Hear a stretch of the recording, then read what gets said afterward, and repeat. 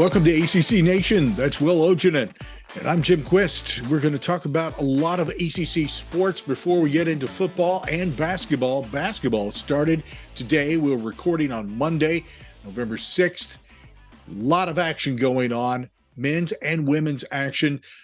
Some interesting games. We'll share some of the highlights maybe of some of these games as we're watching them. First, let's get into what's going on with other sports across the Atlantic Coast Conference. The latest AVCA volleyball rankings have Louisville at number 5, Pitt at number 7, Georgia Tech at number 8. The NWCA preseason wrestling top 25. NC State at number 3, Virginia Tech at number 5, Pitt at number 16, and UNC at number 25. Florida State won their 4th straight ACC women's soccer championship, defeating Clemson 2-1 in the title game. 5 teams have moved on to the NCAAs: FSU, Clemson, Notre Dame, UNC, and Pitt. UNC won their 7th straight ACC field hockey championship with a win in the title matchup against Duke. And 5 ACC teams there are earning spots in the NCAA field hockey championship: UNC, Duke, Syracuse, Virginia, and Louisville. ESPN will debut their first ever owned and operated gymnastics invitational, the Sprouts Farmers Market Collegiate Quad, in January. It's going to feature 2 ACC teams and 1 future, NC State and North Carolina, future ACC member Cal Berkeley. A total of 12 teams, and coverage will be exclusively on ABC and the ACC network. Interesting. 4 of the top squads are participating: LSU, Oklahoma, UCLA, and the host is Utah. And as I mentioned, both ACC men's and women's basketball kicked off Monday, November 6th. That is when we're recording the program. Men's action, all non-conference: number 19, UNC, number 13, Miami, number 2, Duke, all in action. And Will is watching some of those, and give us a little update on what's going on and what you see, what you think is happening, and maybe some disappointing action on the part of a few teams. All right, so real quick, Virginia, I literally have a bunch of box scores in front of me, or as we're doing. Virginia's up 25 on Tarleton State, looking really good. Miami's also looking really good. They're up 23 early in the second half on the New Jersey Institute of Technology. Clemson's up 11 on Winthrop. NC State's in a kind of a tight one early second half against the Citadel. Pitt's having no issues with North Carolina A&T. They're up by 37. Syracuse is up 10 on New Hampshire. All these were 7 o'clock starts. The ones that are of intrigue, as we are talking, we're just a few minutes into the second half, and Carolina is only up 2 on Radford. And kind of a, we knew Carolina can get out. We figure with Baycott and RJ Davis, they'd be able to score, and they're doing that. But they're also allowing Radford to shoot 51% from the field so far in this game, which, definitely strange and disappointing.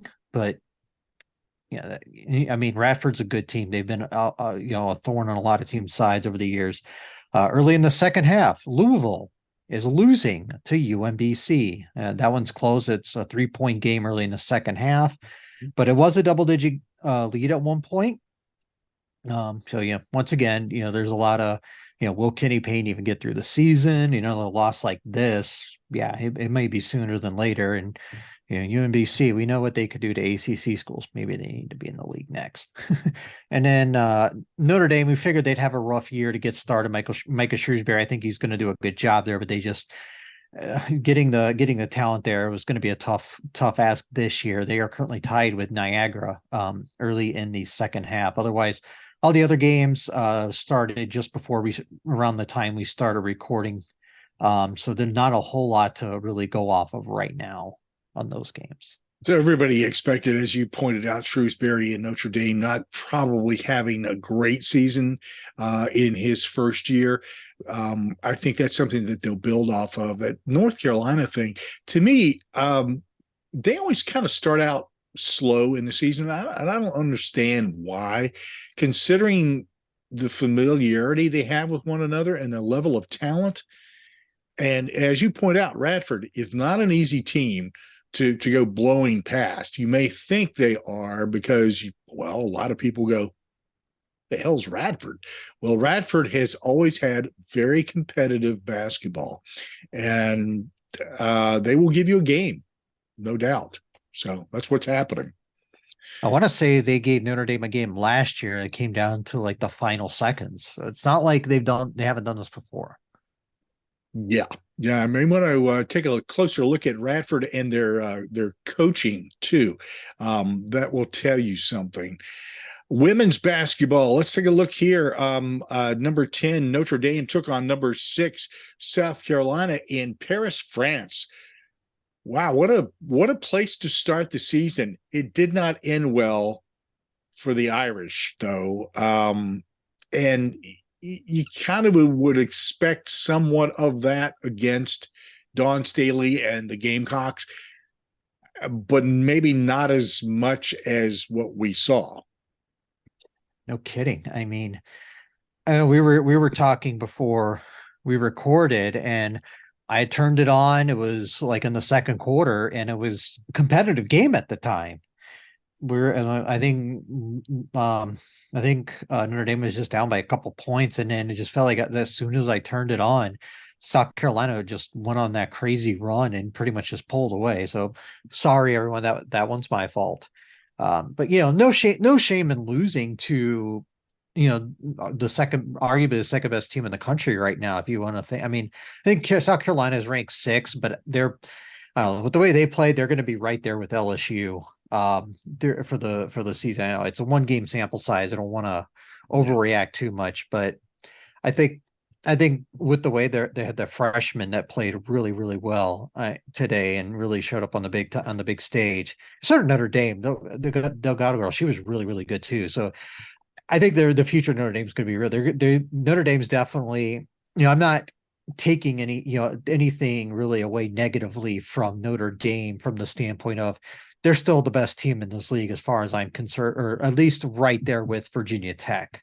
So at worst, the second best team in the league. So it's not like we're not going to overreact from that standpoint. I mean, South Carolina's a juggernaut. That's the reality of the situation. Yes, that's true. 100-71, the final score, just to sort of drive home a point there that it got out of hand as the game went on. And again, Neil Ivey, great coach. Don Staley, great coach. And I think you're right, Will. I think people underestimated South Carolina because of, having a down year last year. But by not winning the championship. Yeah, exactly. So it's a reload, and I think that underestimate at your own peril. That's about what I can say. Also pointed out Virginia Tech, number 8, number 18 FSU, and number 17 Louisville, all in action tonight on the women's side. And I don't know if you've got those scores up or you're checking on them.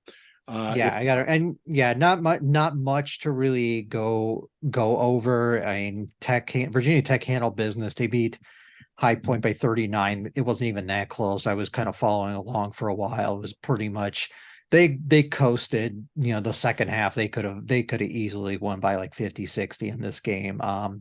Louisville, nice win over Cincinnati, an 18-point win. You're playing a P5 school, so you gotta show out, and they did here. Nothing, still looked really good. And Florida State, they destroyed Charleston Southern, won by 36. So pretty much everyone took care of business.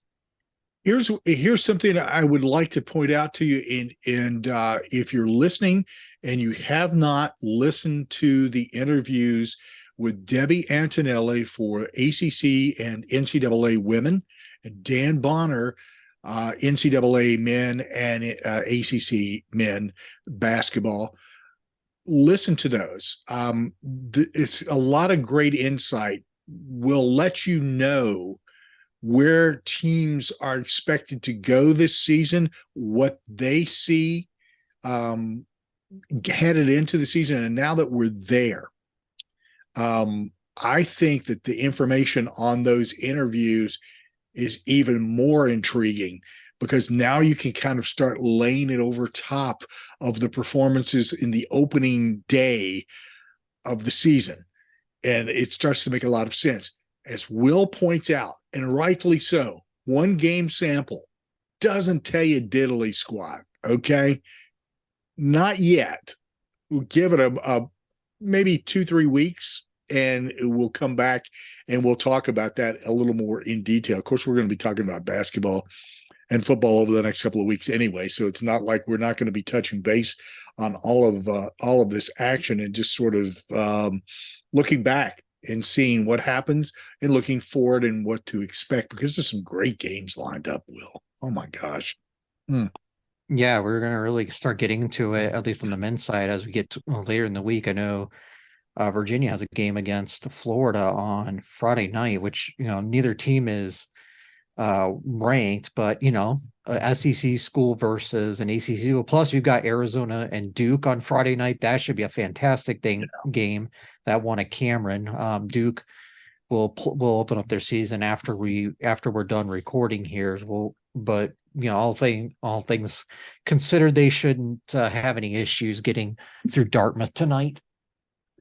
Hey, I want to go back to the Sprouts Farmers Market Collegiate Quad Gymnastics event that ESPN is putting together. It's their very first owned and operated gymnastics event. I think there's some things here that need to be pointed out. Now, obviously, if you're a football fan or you're a basketball fan, you're going, wow, why do I have to listen to this gymnastics stuff? I think because it's going to tell you a lot more about the big picture, about what's going on with the ACC, money, ESPN, etc. Now, for those who are not familiar with the fact that the ACC has 4 teams, which makes it now gymnastics is now becoming a conference sport. You have to have 4 teams in order to do that. Now, in the coming season, the next season, rather, we're going to have a couple more teams added to that. And that should be interesting, so that it'll build up quite a bit. The thing that I really like about this being a first-time event for ESPN, they're using the ACC network as a kind of a primary to provide coverage of an event that covers collegiate gymnastics. And that's going to draw an awful lot of people's eyes to the ACC. And I think that's very cool that it's working out that way. So eyes mean money. It's just that simple. Okay. I really wanted to hit that on the head, because I thought that was a superb business move. And I was very excited by that. And I know a lot of people are, like I said, if you're not a gymnastics fan, okay, but look at it from a business perspective. This is a super move on the part of the Atlantic Coast Conference, the network, ESPN, and is a great boost for the gymnastics programs in the ACC. Now, let's get into, just kind of look at it from the standpoint, if I can just interrupt for a second, Jim. There's putting it on ACC network makes tons of sense, because they're outside of what their couple of shows plus the live sports, they, out on like basketball and, football, they need more inventory. This is more live sports. What can go so wrong with that, Yeah. And it's a national audience. Exactly. So, I mean, if you look at the teams on there, we're talking about teams from coast to coast and being hosted out in Utah. So guess what it's going to kind of push people to start doing, making sure that they check out the ACC through the ACC network. All right, let's get into a couple of things. We're going to start out we're going to go backwards into this. Okay, so bowl eligible. We've got FSU, Louisville, North Carolina, Boston College, Duke, NC State, Miami. That's pretty impressive. Okay, so that's 7. All right, and we may be getting to a point here. If we get any more, are we going to have any bowls that are available? We'll see. I'm just throwing that out there. They'll squeeze them in somehow. They'll squeeze them in. That's right. Okay, so one went away.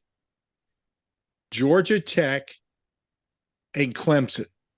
And I think I've got a check mark by both of those teams. They're going to make it. They're going to get their 6. They're going to be bowl eligible. Yeah, we all had Boston College being bowl eligible before Clemson, right? Yeah. And Georgia Tech potentially as well. Yeah, potentially, depending on how this upcoming week goes. But yeah. Yeah. I mean, this is just too weird. All right. 2 games away from potentially getting a bowl bid. And this is going to be tough because we have 3 games left in the season, and you need to look at the schedule in order to determine this. We've got Virginia Tech, Wake Forest, and Syracuse. At the beginning of the season, I may have said Wake Forest probably was the more likely of those 3 but right now, the only check mark I have is Virginia Tech. I think Virginia Tech stands a good chance of getting 2 wins out of the 3 games left and making it to a bowl. I don't see Wake Forest or Syracuse doing it. Yeah, of the 3, it's probably going to be Virginia Tech, and they have really all 3 games the rest of the season are winnable. They're kind of toss-up-y, but definitely winnable. So we'll see. Again, this whole new layout for the ACC in football has produced some interesting results. So we'll go down the games this past week and who won, who lost, our thoughts on these games. I do have something that I want to go over with Will in the final game that we'll go over because I caught something in an interview that was a tell. I thought was a hell of a tell, to be honest with you. A poet and didn't know it. All right, let's get into on Thursday. Duke took a nice win over Wake Forest, just barely though, 24-21. Thoughts on that game, Mr. Will? Yeah, I really get to see a lot of this game. I had just we didn't record last week. I was on vacation in Boston and got back in just a little bit before this, so I didn't really get to see a lot of the game. But from what I saw in highlights and stuff is it's all about Duke's defense. They were the story of this game. Forced a couple turnovers. They've no Riley Leonard in this game. I'm wondering if he's even going to play again this year. And the quarterback depth behind him right now, not great. They're going to have to rely on the running game and their defense to really get through the rest of the season. I mean, they went with their third stringer, a freshman named Grayson Loftus, who was 7 of 19 in this game, did throw a touchdown, but also threw a pick. When you're completing maybe 40% of your passes, that's not good. Just saying. Again, they ran for 180 yards as a team. Looked really good in this. I thought Griffiths looked pretty good too. 241 and 241 yards passing. Had a couple touchdown runs, but again, it's Wake's defense and the O-line has been an issue all season. They gave up 3 sacks in this game. I think that actually has been a low number for some Wake games this year.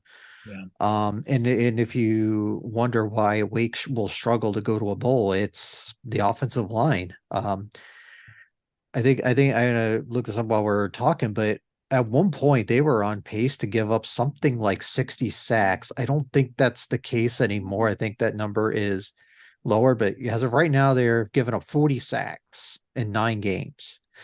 That's not gonna get it done. And the second closest is at 32. So yeah, they're really hurting this season on the offensive line, which is a surprise because I figured they'd be still be pretty good.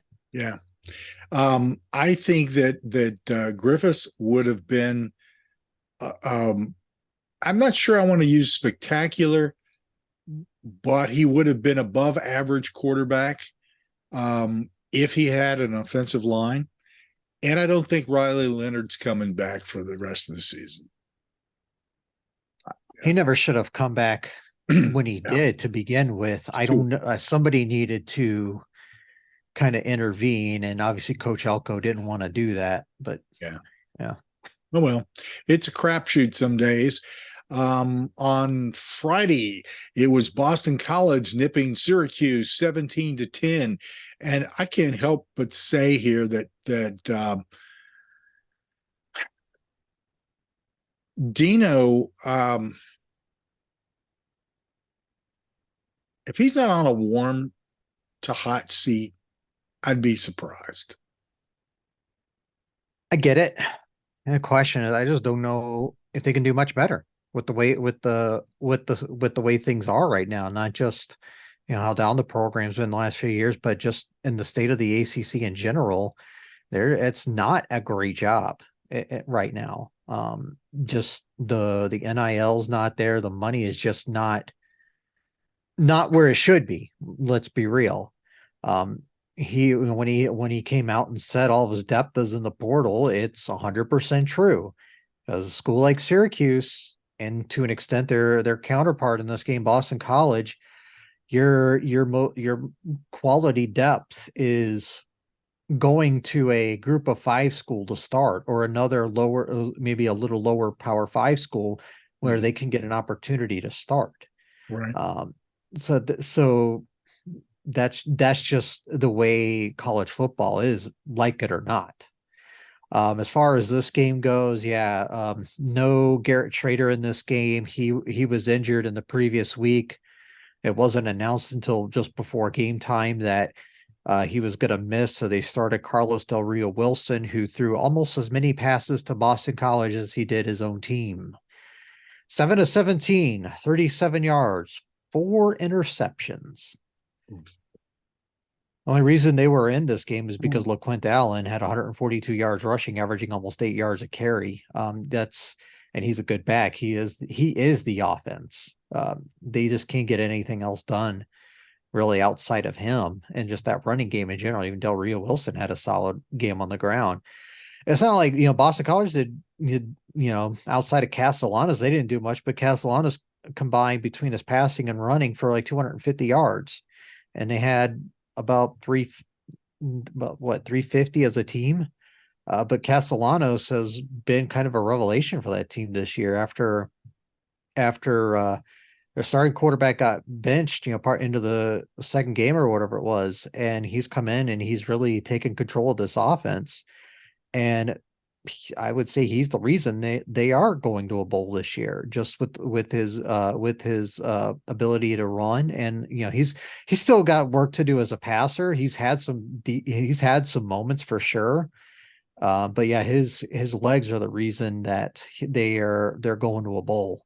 So they say it's just a really good turnaround by Jeff Hafley. 'Cause remember back at the beginning of the season, right after they had lost that opening game to Northern Illinois, we had AJ Black on this podcast, and he made it sound pretty dire. Like if they would have lost the Holy Cross, he was going to be gone. Yeah, they ended up barely squeaking that one out, but look at them now. They've looked really, really good. Like I said, and they're going to a bowl, and Hafley definitely is keeping his job. Yeah, for the moment. Oh yeah, for now. You were just talking about how the portal and everything, and we're talking about Boston College, and it just went through my mind. Notre Dame to Boston College to Pitt to who I'm talking about. And it's just that story intrigues me. I just don't know how somebody can can literally just disappear in that fashion. So anyway, speaking of Notre Dame, I enjoyed Clemson upsetting Notre Dame immensely. I was glued to, I can't stay on one game very long because of the nature of what we do. But anyway, Clemson 31-23 over Notre Dame. Boy, did that stick a fork in it for the Irish. Yeah, any hopes of them going to a New Year's Six bowl are all but done now. For those of you watching on YouTube, we now have a special guest. Hello. But really, the story of this game for Clemson is no Will Shipley in this game. So they literally ran Phil Maffa into the ground. 36 carries, 186 yards, and 2 touchdowns.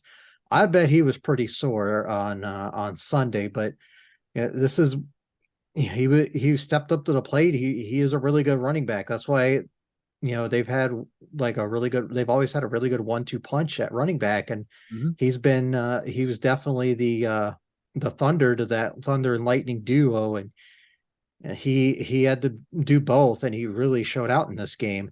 But certainly helped that the defense played really well, forced a couple interceptions by Sam Hartman. I think one of them was returned for a touchdown. Yep. And they did make this a game. In the third quarter, they got it down to what the final score was. Neither team scored in the fourth quarter, but impressive win for Clemson. This is exactly what they needed. There's a lot of what's going on there. Just a rough week. You had the guy calling in to the coach's show and doing his spiel, and and Coach Swinney not being too pleased about it. Maybe it was a plant, who knows, but it's but still, Clemson needed that game for a multitude of reasons, and they got it. And they just need one more win to get to a bowl. And yeah, it's still going to be a very trying off season. They really need to change their philosophies around if they're going to get back to the top of the ACC in the coming years. I think that if it was a plan, it was Paul. So, yeah, I'm pretty sure it was him. It's just some recommendations to coaches in general. Most of you guys know not to do this. Who gives a crap what anybody's saying to you on? I mean, come on. Don't respond to stuff like that. Seriously. There's a point in your life, and I'll just tell you this, and a lot of people will go, well, I'm already there. But for most people, it's like when you hit 50, you just sort of get, I don't give a crap what you think or say, And for coaches, you can't afford to have any thin skin at all, ever. So it's like any comments or whatever, just let it roll and move on to the next. Speaking of rolling, the Tar Heels rolled over Campbell. There's a camel toe joke in here someplace. I'm not touching it. 59-7, the final score there. That was as close as I'm going to get to it. I'm going to drink some coffee while you're talking about it. So, yeah. Well, the only intrigue of this game is this game was 7-7 at the end of the first quarter. Yeah. If somewhere Dino got or Jeff Bosdella could be like, if the game was one quarter long, we'd be in it.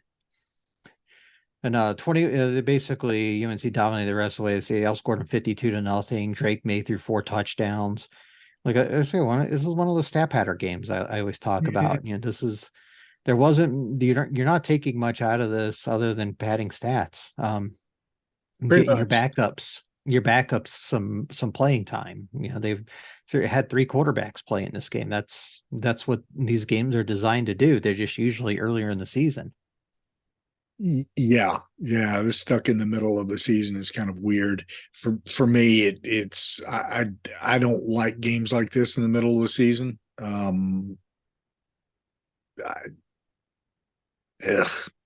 Yeah, basically. All right, Georgia Tech over Virginia, 45-17, the final there. Yeah, you talk about Georgia Tech, being close to a bowl. They need it, and both of these teams really. I mean, both these teams needed this game to stay on the bowl. Obviously, Virginia was they would have had to run the table, and that was going to be a tall task with Yeah. the remaining games on their schedule. But they had been competitive the past 2 weeks, so you figured they had a shot in this game. They were actually came in this game as a slight favorite, but really, the second quarter happened. I mean, Tony Muska got hurt the first drive of the game. Anthony Landry came in, was okay, threw a couple touchdowns, but he wasn't that great. And I just feel like some of that was just he is kind of thrust into a situation he just wasn't ready for. We'll see if he plays on this week. They have the Thursday night game against Louisville this week. He's got a lot. Who knows if he's going to play? They've called him day to day, that he being Musket. But yeah, this is a very impressive performance from Georgia Tech, especially on the ground. They averaged almost 7 yards a carry. Virginia just had no answer for them on the ground. And granted, the Virginia players a lot of them got hurt in this game. Some of them, a lot of them end up missing the rest of the game. Like Cam Robinson, for example, I know he got hurt pretty early on and missed the game, but it sounds like he'll be back potentially this week for the Louisville game on Thursday night. But this one was all about Georgia Tech and just continuing to just motor on. We talked about, this team as probably figured they'd probably be towards the bottom of the league. Figure asking them to go to a bowl was going to be a lot this year, but they're sitting at 5-4. They close out the season with Clemson, Syracuse, and Georgia, so they're going to be definite underdogs in two of them. But they can certainly be Syracuse. That game it is in Atlanta, so certainly can get that one, and that's all they need. Yep. And go to 6. They can get to 6-6 and get to a bowl. I think if you're a Georgia Tech fan, you couldn't ask for a more successful first year, given where things have sat lately. I've been extremely impressed with all of the coaches that have stepped into situations that were kind of a mess, and even those who didn't come into a mess, but are in their first or second year. And I think there's been a lot of progress. If you are being reasonable and looking at teams such as Georgia Tech and Virginia, you're seeing progress. And that's all you should be asking from the standpoint of as a fan. You should say, I need to see something. I need to see something encouraging and some players that are beginning to shine. Well, you're seeing it. You're seeing it with all three of these teams.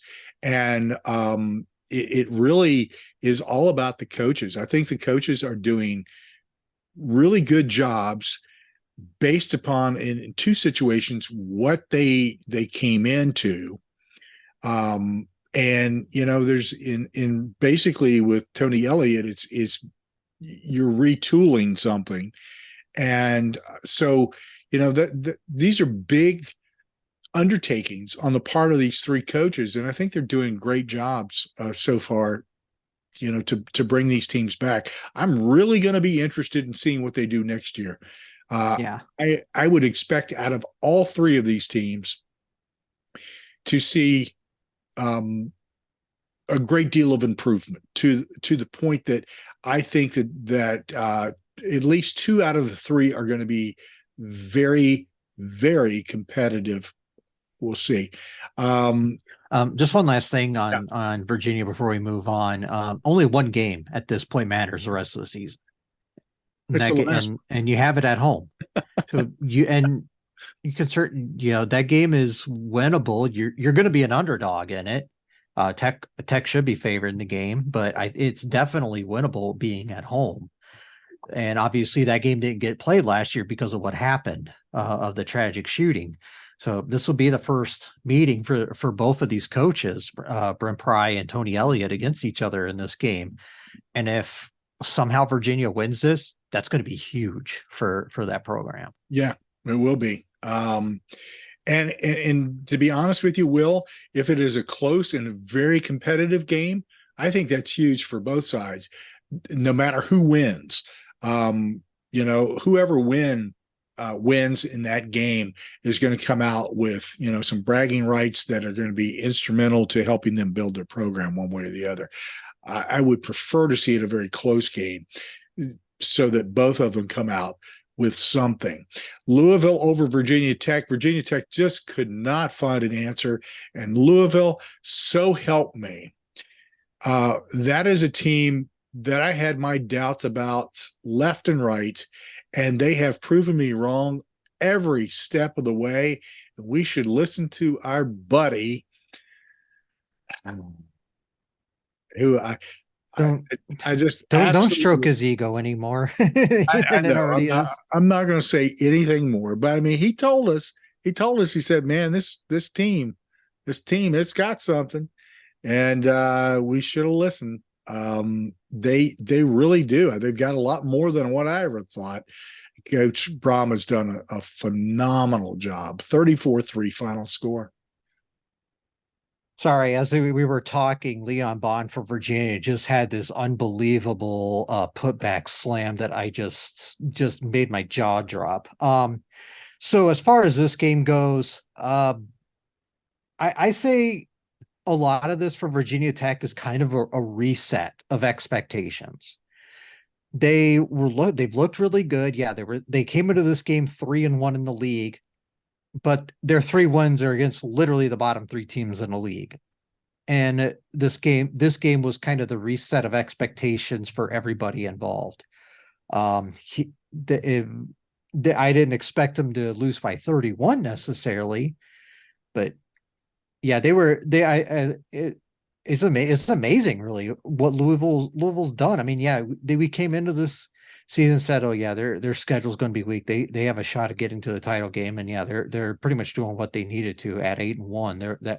That one loss is weird, but yeah, it's all about the running game again. Jawar Jordan came into this game questionable. He was not 100% in this game. Still played 14 carries, 57 yards, but the backup Isaac Guerrero, holy shnikes, 11 carries, 146 yards, 3 touchdowns.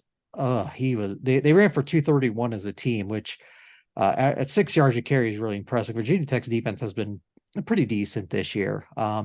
They couldn't get anything going total. They had 140 total yards in this game.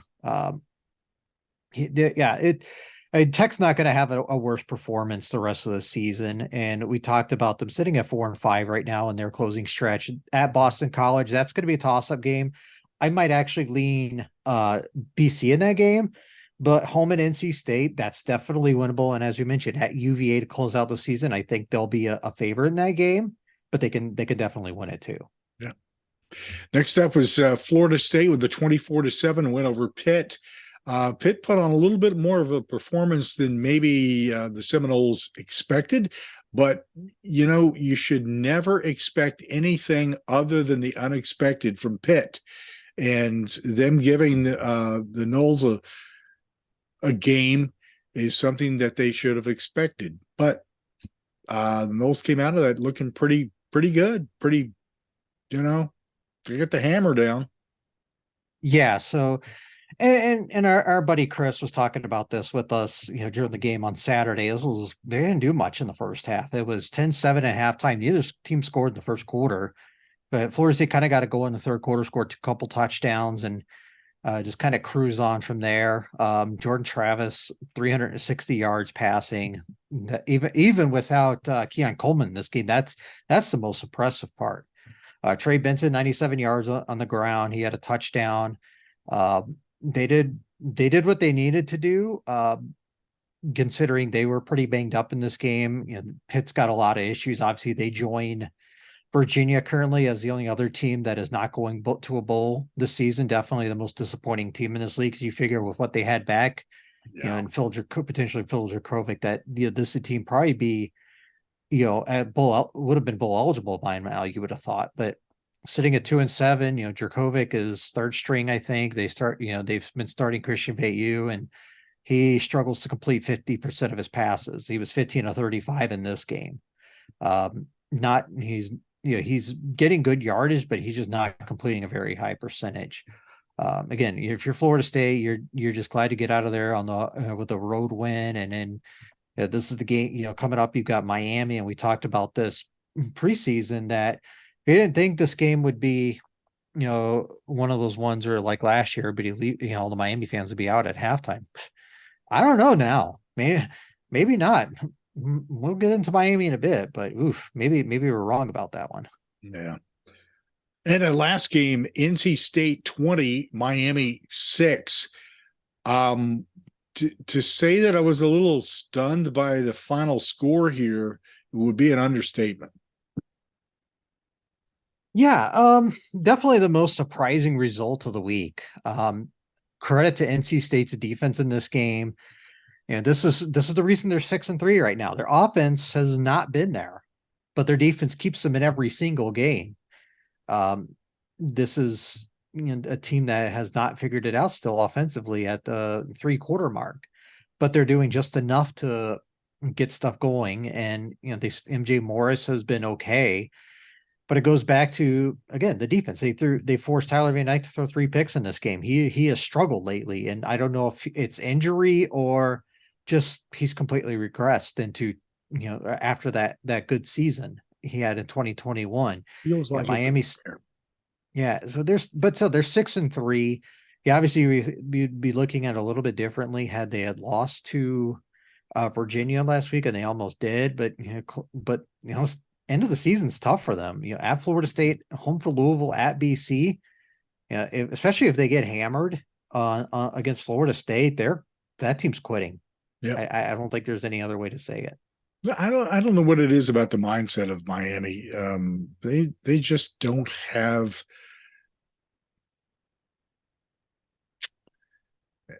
There's something missing there. I don't know why.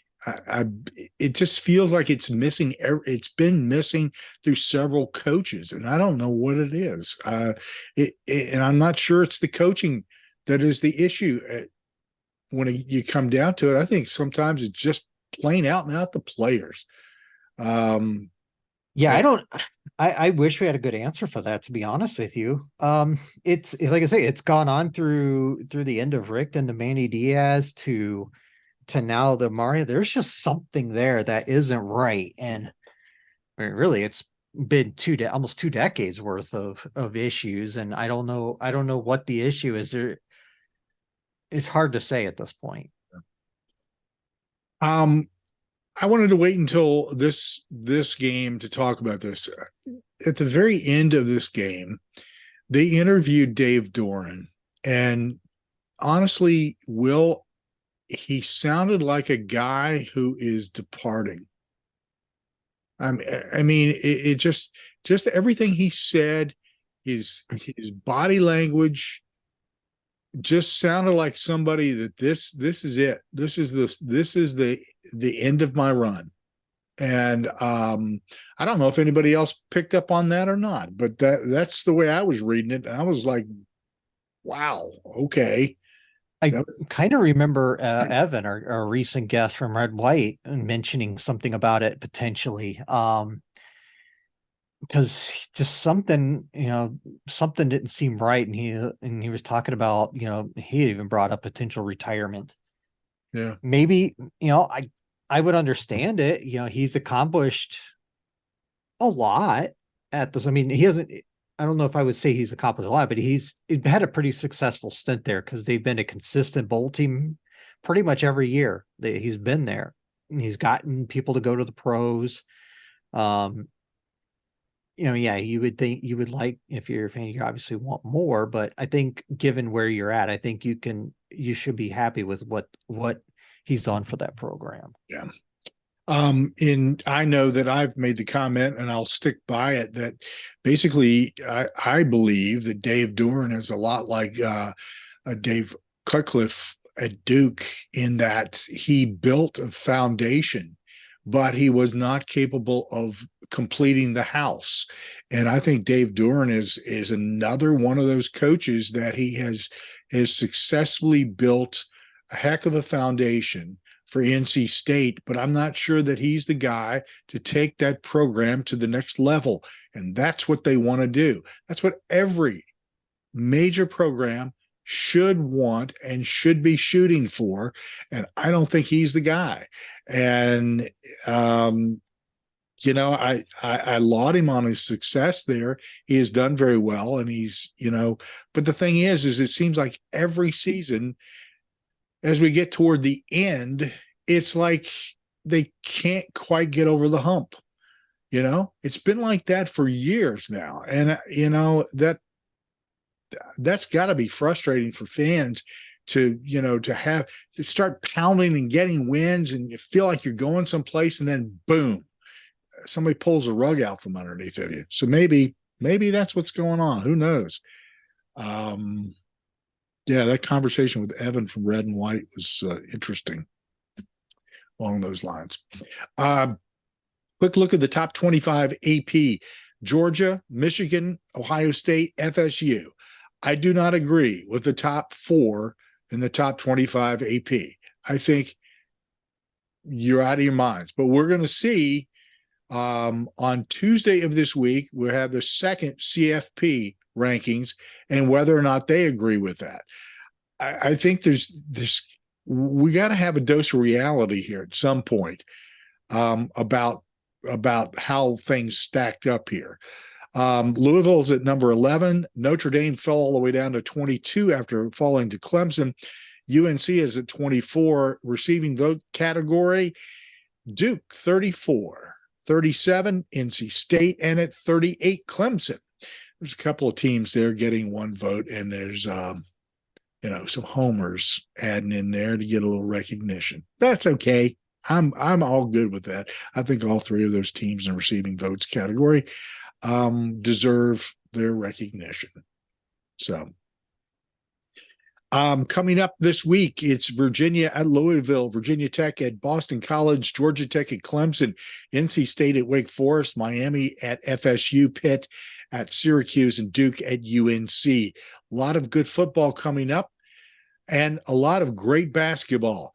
You can check out all the action on the ACC network, on the digital version, ACC Nation Plus, or ACC Network, Plus, and also games on the CW and ESPN and ABC. So a lot of good stuff there. Basketball, football, and a lot more. And we're getting into winter sports already, my friend. So got a lot to look at in the coming weeks. So until next time, cheers. Cool.